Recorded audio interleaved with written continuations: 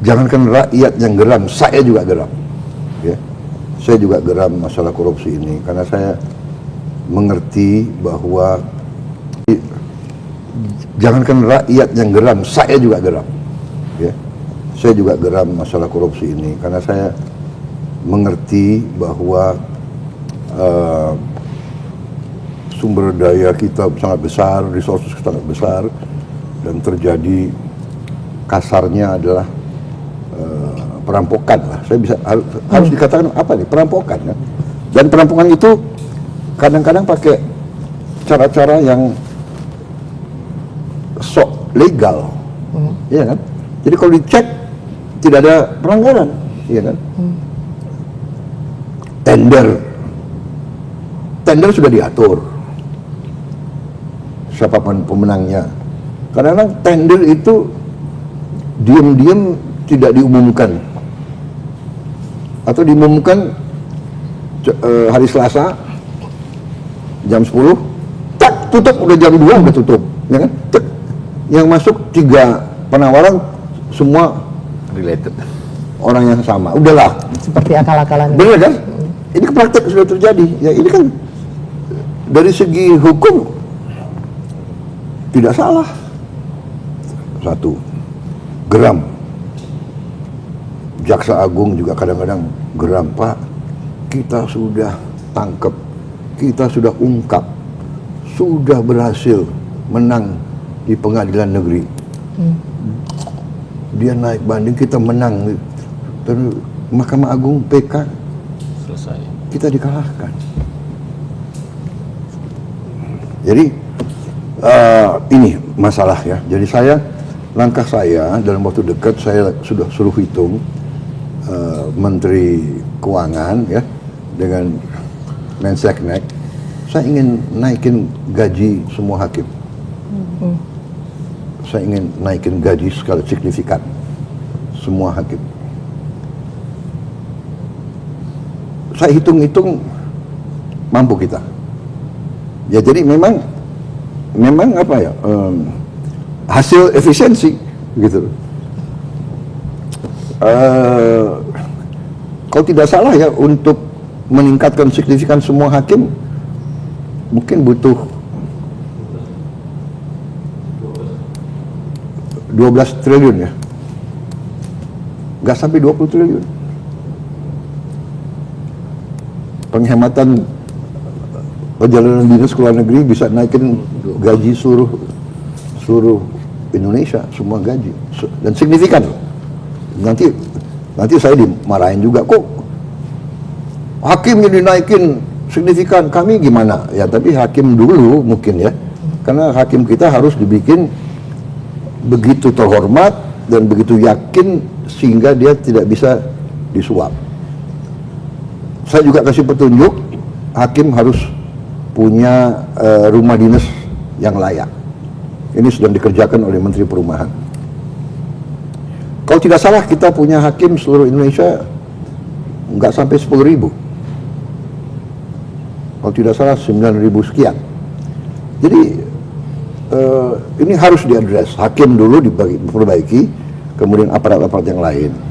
Jadi saya sangat sependapat. Jadi pertama, yudikatif kita harus kita bersihkan, perkuat, dan ya maksud saya ya, kalau kita tahu penjara kadang-kadang dengan kekuatan uang dia tiap malam bisa keluar jalan-jalan.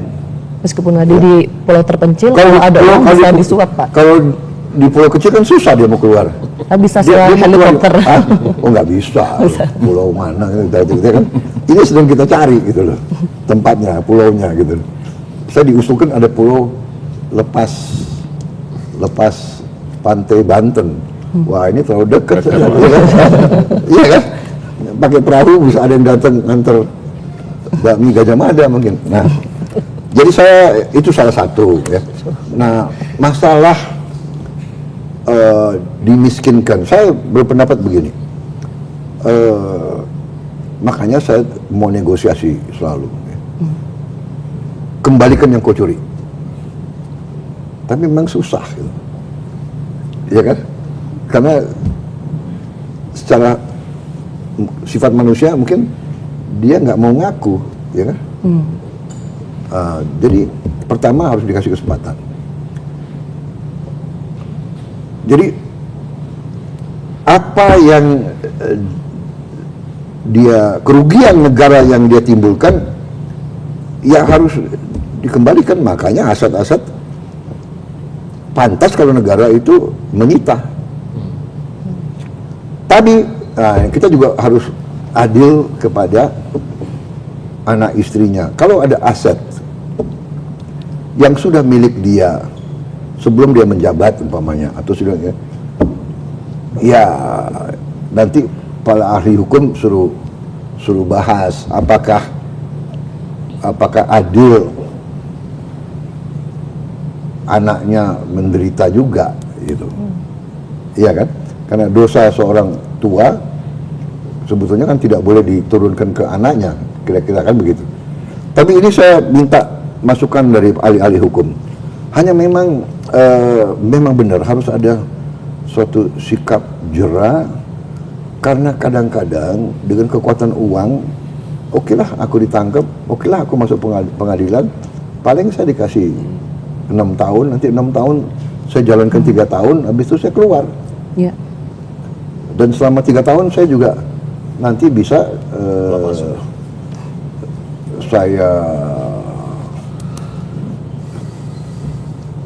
sogok pejabat ini pejabat itu, sehingga saya mungkin tiap 5 hari saya keluar.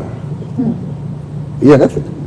Jadi ini masalah gitu loh. Jadi saya memang mengatakan ke aparat hukum, kalau hakim kasih vonis yang tidak masuk akal, yang menyakiti perasaan rasa adil rakyat, kita naik banding. Dan kita berhasil berapa kali, iya kan? Benar nggak? Ada kasus berapa triliun dia hilangkan, hanya dapat berapa tahun itu? Ya. Harvey Muiz, Pak. Iya. Dan ada yang lebih parah, ada yang lolos sama sekali. Ini saya suruh kejar ini delik-delik hukumnya. Jadi ini masalah serius. Ini benar. Rakyat geram. Jangan rakyat geram. Saya yakin kalian semua geram semua. Kalian mengerti, ya kan? We are not stupid, benar nggak? Kalau kasus dia hilangkan 100 triliun, dapat 6 tahun, ini kan nggak masuk akal. Iya kan? Jadi saya sangat sependapat ya, hukuman mati. Pada prinsipnya ya sebenarnya kalau bisa kita tidak hukuman mati. Karena hukuman mati itu final. Padahal mungkin saja kita yakin 99,9% dia bersalah. Mungkin ada satu masalah yang ternyata dia korban, atau dia di frame, atau dia itu. Kalau hukum mati final, kita nggak bisa hidupkan dia kembali, ya kan? Sehingga pada prinsipnya ya banyak pelaksana hukum mati kan diulur, ya kan? Bahkan ujungnya juga tidak dilaksanakan sebenarnya kan. Itu kita lakukan jurisprudensi pemimpin-pemimpin kita sebelum, ya kan? Bung Karno tidak melaksanakan, berapa orang yang dihukum mati, Pak Harto tidak laksanakan, berapa orang dan seterusnya. Dan saya pada prinsipnya juga kalau bisa kita cari efek jera yang tegas, tapi mungkin tidak sampai hukuman mati. Tapi ini tentunya nanti konsensus para pimpinan politik dan para pakar-pakar hukum.